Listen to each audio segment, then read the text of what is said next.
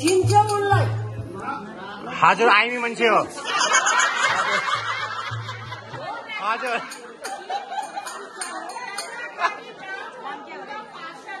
अच्छा नाम कोही चिन्दैन त्यस्तो त सावित्री सवित्रा सवित्रा सवित्रा गुरुङ मेरो धेरै कुरा छैन यति छ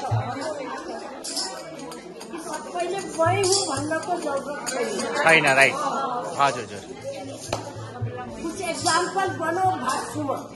मेल मिलाप राख्यो त्यो संस्था पार्टी एक बाटोमा भेट्यो भने दूर भाग्ने होइन हजुर हो सही गराउँदै तुसी आमाको गाना सुनाएको आमाले 10वटा बच्चा पाए पनि एउटै पोखाबाट जन्मेको सम्झिनु हजुर अलग अलग अलग भएर हामी अब छिन्न भिन्न भइसकेका छौँ भाग्छु देहरादुन सबै ठाउँ त हामी राजनीतितिर ध्यान दिने होइन आफ्नो जाति हामी सबभन्दा दुनियाँको प्रसिद्ध जाति गोर्खाली हो जो कि अंग्रेजले पनि मान्यता दिएर सिटिजनसिप दिएछ इङ्ल्यान्डमा तर यहाँ मामाले जमिन दिएपछि भान्जाले कोर्ट केस गर्नु जान्छ है त्यस्तो नहोस् यसलागि मेरो नजरमा राजनीतितिर बाँकी छ के अब यति जति छ उड्की भए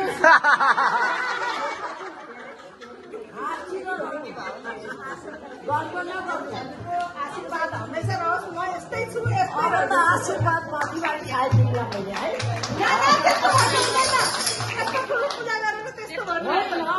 सक्दैन नि बेटा त्यसलागि मैले यो पहेँलो लुगा यसको सुहाग अटल रहोस्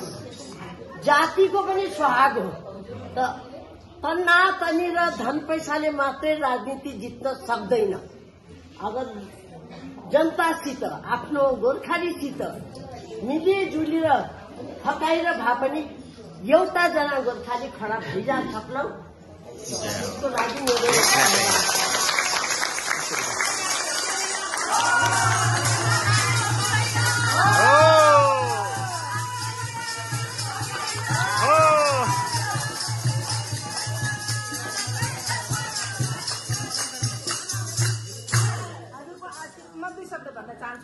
हजुरको आशीर्वाद मेरो माथि हमेसा बनिरहोस् मैले आफ्नो आमा मानेर उहाँलाई मान्छु हमेसा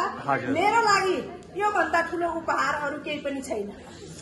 एउटा मेरो लागि जो शब्द उहाँले भन्नुभयो जो मलाई आशीर्वाद आज दिनुभयो योभन्दा ठुलो मेरो लागि धन सम्पत्ति केही पनि छैन मेरो आफ्नो जाति र आफ्नो समाजको लागि हमेसा म यसै गरी रहन पाऊँ म यति ठुलो केही पनि मान्छे होइन तर मलाई जसले पनि जहिले पनि आवाज मार्ला 24 घण्टा म सबैको लागि उपलब्ध रहन्छु तर मलाई धेरैले चिन्नु भएको छैन होला म ज्यादा फ्ल्यासमा आउन चाहन्न तर म राजनीतिमा छु है